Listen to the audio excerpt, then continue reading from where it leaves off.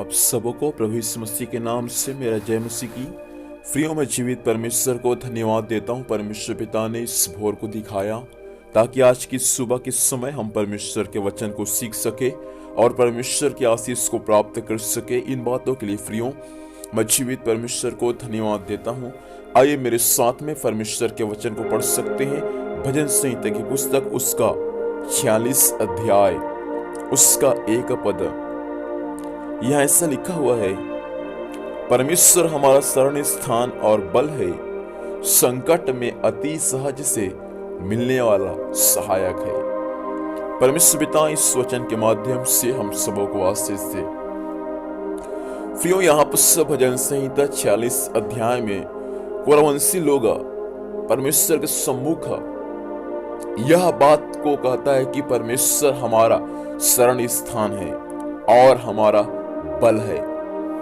शरण स्थान का मतलब होता है परमेश्वर हमारा छुपने का स्थान है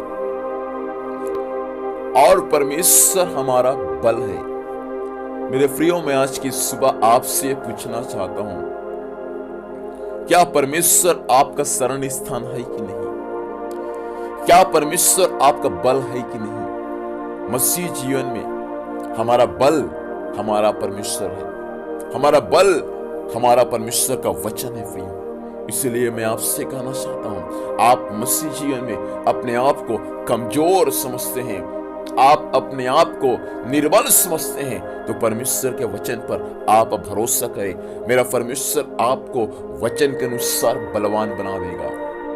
परमेश्वर हमारा शरण स्थान और बल है। और आगे लिखा है, संकट के समय अति सहज से मिलने वाला सहायक है। संकट के समय कोई मनुष्य आपको अति सहज से मिले या ना मिले, लेकिन मैं आपसे कहना चाहता हूं, संकट के समय आपका परमेश्वर आपको अति सहज से मिलेगा। 2 पद को मैं आपके लिए पढ़ना चाहूंगा। इस कारण हमको कोई भय नहीं, चाहे पृथ्वी उलट जाए और पहाड़ समुद्र के बीच डाल दिया जाए। अब देखिए, जो लोग परमेश्वर को अपना शरण स्थान मानते हैं, जो लोग परमेश्वर को अपना बल मानते हैं, उनके लिए परमेश्वर का वचन है कि चाहे समुद्र उलट जाए या पहाड़ समुद्र के बीच में चला जाए, लेकिन मुझको भय खाने की आवश्यकता नहीं है, क्योंकि परमेश्वर मेरा बल है और परमेश्वर मेरे छुपने का स्थान है। मेरे प्रिय भाई बहन, आज की सुबह के समय मैं आपसे कहना चाहता हूं, संकट कितने भी क्यों ना आ जाए, मुसीबत कितने भी क्यों ना आ जाए, परेशानी कितने भी क्यों ना आ जाए, लेकिन आपका भरोसा, आपका बल यदि परमेश्वर पर है प्रियो, तो आपको भय खाने की आवश्यकता नहीं है। भजनकार कहता है, समुद्र चाहे उलट जाए या पहाड़ समुद्र के बीच में चला जाए या पृथ्वी टल जाए, लेकिन मैं कभी भय नहीं खाऊंगा, क्योंकि मेरा भरोसा किसी मनुष्य पर नहीं, परंतु मेरा भरोसा परमेश्वर यहोवा पर है। आज की सुबह आपका भरोसा परमेश्वर यहोवा पर हो जाए, आप परमेश्वर की उपस्थिति में छुपने वाले बन जाए, वह हर संकट के समय आपको अति सहज से मिल जाएगा परमेश्वर। इसलिए मेरे प्रिय भाई बहन, मैं आपसे कहना चाहता हूं, हर संकट के समय, हर मुसीबत के समय, हर परेशानियों के समय